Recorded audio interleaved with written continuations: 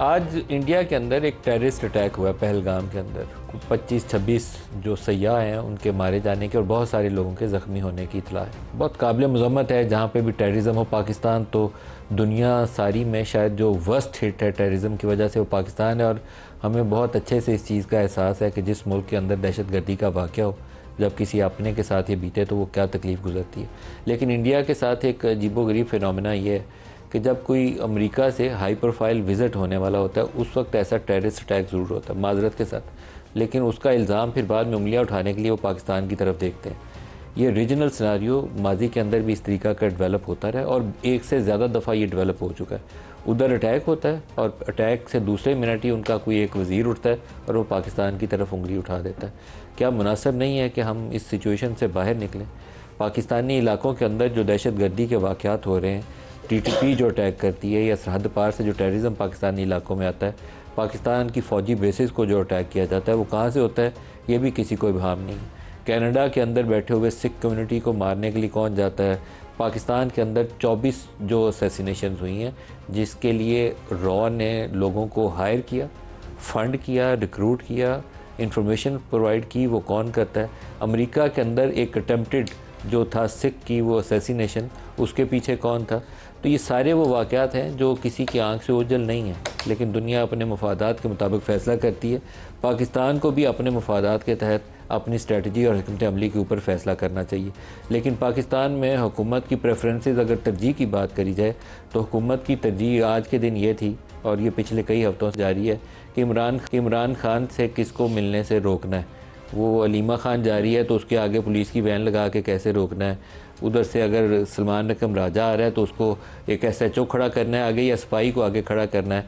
अगर वहाँ साहबजादा हामिद रज़ा आ गए हैं तो उसको पुलिस की गाड़ी के पीछे डालना है या आगे बिठा के थाने वालों के साथ जाके तो किसी 25-30 किलोमीटर दूर इस्लामाबाद से रात के अंधेरे में उतार के आना है। तो ये हरकतें काबिल अफसोस हैं। जिस मुल्क के हालात ये हैं रीजनल सिक्योरिटी की कि अफ़गानिस्तान से रोज़ टेररिज्म स्पिल ओवर हो रही है और आपके फ़ौज और पुलिस की और सिविलियंस को हिट कर रही है, दूसरी तरफ इंडिया वाली ये सिचुएशन डेवलप हो रही है और हमारे पूरे दिन की तरजीह ये है कि अडियाला के अंदर कौन जाएगा और बाहर कौन आएगा। तो कुछ हमें अकल करनी चाहिए। दो बड़े सूबे जो हैं हमारे, एक तरफ सिंध में देखें तो पानी की वजह से लोग सड़कों के ऊपर, वहाँ पे बाढ़ भी बैठी हुई है, वो प्रोटेस्ट के अंदर वो भी शामिल हो गए।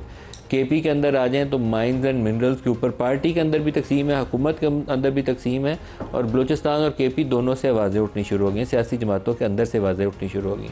तो is it a very good situation for Pakistan? या हमें कुछ गौर करना चाहिए अपने आदातो अतवार के और अपनी हरकतों सकनात के ऊपर? हमें गौर करना चाहिए कि पाकिस्तान को ऐसे ही आगे लेकर जाना है या इससे कोई बेहतर तरीक़ाकार भी हो सकता है। आज स्टूडियोज़ में हमारे साथ शुरका हैं शेर अली साहब, सीनियर रहनुमा है पाकिस्तान मुस्लिम लीग नवाज़ से, नदीम अफजल चंद साहब, सेक्रेटरी इन्फॉर्मेशन है पाकिस्तान पीपल्स पार्टी से, और चंद साहब आपको बहुत मुबारक हो। साहिबजादा हामिद रज़ा साहब सुन्नी इत्तेहाद कौंसिल के सरबराह साहब को प्रोग्राम में खुशामदीद कहते हैं। सबसे पहले चंद साहब आप ही से स्टार्ट करते हैं। आप सेक्रेटरी इन्फॉर्मेशन बने हैं, मैंने आपको मुबारकबाद नहीं दी और आज मैं मुबारकबाद लाइव प्रोग्राम में बार बार दे रहा हूँ ताकि पूरी बात रजिस्टर हो जाए और आपकी मुबारकबाद का जो शिकवा है ना वो भी दूर हो जाए। अब ये बताएं मुझे कि पाकिस्तान के इस हालात के ऊपर आप ही सेक्रेटरी इत्तलात हैं, बताएं कि ऐसे ही पाकिस्तान को चलाना है या कोई बेहतरी की गुंजाइश है? देखिए जी नदीम भाई, मेहरबानी, आपने मुबारकबाद दी, चलो खैर मुबारक, लेकिन आपने लेट दी। मैं आप भी बड़े भाई हैं इसलिए कबूल कर, एहतिजाजन कबूल कर बहुत शुक्रिया। लेकिन इन हालात में इंफॉर्मेशन के साथ मुंसलिक होना कोई आसान काम नहीं है। ये ताज़ियत भी बनती है मुबारकबाद के साथ साथ। बात यह है कि पाकिस्तान, सच्ची बात है, दुख होता है। सर वो किसको आपने इतला दी थी कोरोना के दिनों में, उसका क्या नाम था? मुख्तारिया। तो वो गलबात गई। अब आपने मुख्तारिया को बताया कि गलबात गई दोबारा? देखें जी, अब तो सच्ची बात है कि बहुत ज़्यादा गलबात गई और पॉलिटिकल वर्कर होने की हैसियत से अब हमारे जो फॉरेन पॉलिसी पे, चलो आपके सवाल से इंडिया से शुरू कर लेते हैं। मेरे ख्याल में हमारे पैदा होने से पहले से ये इख्तलाफात हैं। दुनिया कहाँ जा रही है और हम आज भी उसी तरह खड़े हैं। अब आज जो एक अटैक हुआ है हम उसकी भरपूर मजम्मत करते हैं और मैं समझता हूँ इंसानी जान का हमारे ना मज़हब में गुंजाइश है ना कोई।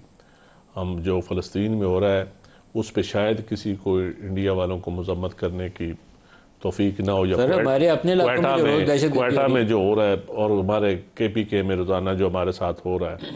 लेकिन हम आज जो कुछ वहाँ हुआ है हम उसकी मजम्मत करते हैं और मैं समझता हूँ कि पड़ोसी ममालिक में हमारे में अगर इसी तरह ही हमने चलना है तो हम अपनी आवाम की भूख के खुद ज़िम्मेदार हैं।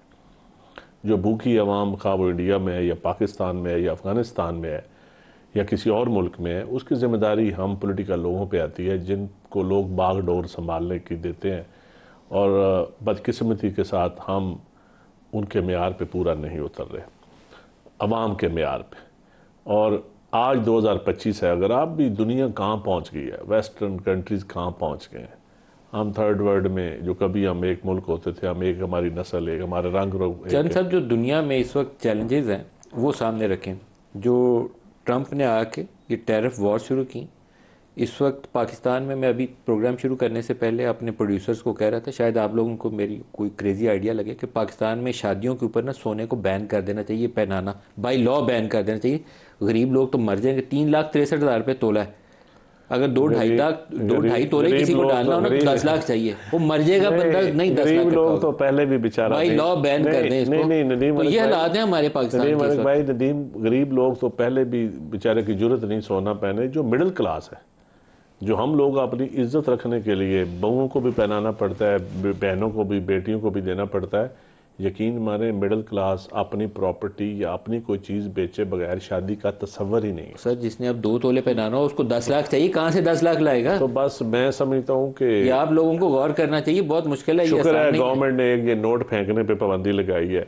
अभी तो कभी बारातों पे भी, एक अलहदा चैप्टर है, फिर इसके ऊपर फिर सोशल। लेकिन आप थोड़ा सा इस पे, सारे लोग बड़े लोग हैं, और मेरे ख्याल में आप तो सियासत हमें बैठ के, मैं जिस तरह अभी साहबजादा साहब से कह रहा था, यकीनन गलतियां हम सब ने की हैं। बैठ के अब मामलात ऐसे हैं कि हमें बैठना चाहिए और तमाम स्टेक होल्डर्स को बैठना चाहिए। और एक एक दिन हम ज़ाया कर रहे हैं, एक एक दिन ज़ाया कर रहे हैं, और सोसाइटी के अंदर जो पैनिक है, जो एक, इसको ख़त्म करना चाहिए। साहबजादा साहब, आप पिछले कई दिनों से अडियाला के इर्द गिर्द काफ़ी ख़राब हो रहे हैं। वो अंदर कोई एटम बम का फार्मूला है इमरान खान के पास, जो आप गए तो आपको दे देगा? क्या चक्कर क्या है, क्या हो रहा है?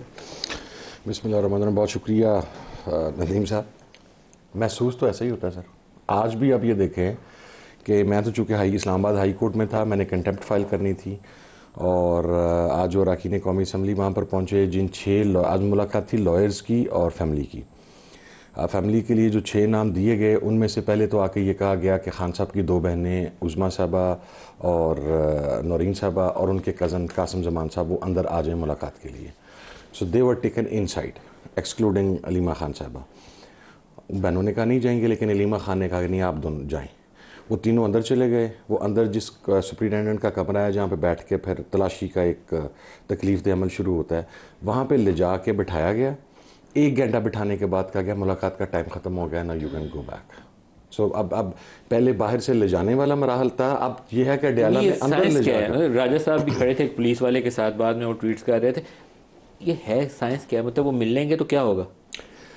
सर मुझे नहीं पता, या तो जिद है कि इन 5, 6, 7 लोगों को नहीं मिलने देना, तो फिर ब्लाइंड ना हो, या कोई खतरा है, या पता नहीं को खतरा है उन्हें कि उमर अयूब हो गया, अहमद बच्चर हो गया, राजा नासिर अब्बास हो गए, हामिद रजा हो गया, खान की बहनें हो गई, उनका कज़न हो गया, ये पता नहीं कौन से जाके वो फार्मूला आज भी नहीं था फवाद के भाई का, फवाद वो आज भी मिल के आए हैं। तो कोई है ऐसा फार्मूला है जो अलीमा के लिए या सलमान अकरम राजा के लिए लागू नहीं होता, लेकिन वो फैसल चौधरी के लिए लागू होता है? या तो आप लोग अपनी कोई पार्टियां बदलें या नामों के साथ चौधरी लिखना शुरू कर दें, शायद आपको इजाज़त मिल जाए। मैं तो वैसे चौधरी हूँ सर, मैं लिखते हैं। अच्छा, मैंने तो लिखने लोगों को नहीं जाटा ना सर, तो मानने लेना सर। मैं अगली मरतबा उन्होंने कहना आखना भी आप साहब अहमद रजा की बजाय चौधरी अहमद रजा कर मैं थर्सडे परसों आने वाली है ना सर, थर्सडे तो हो सकता है कोई साडा भी दाल लग जाए।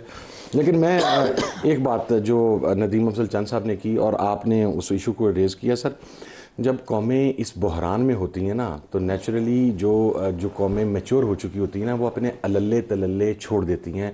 वो अलल्ले तलल्ले जिनकी बुनियाद के ऊपर माशरे में एक आम आदमी एक बहरान का शिकार होता है।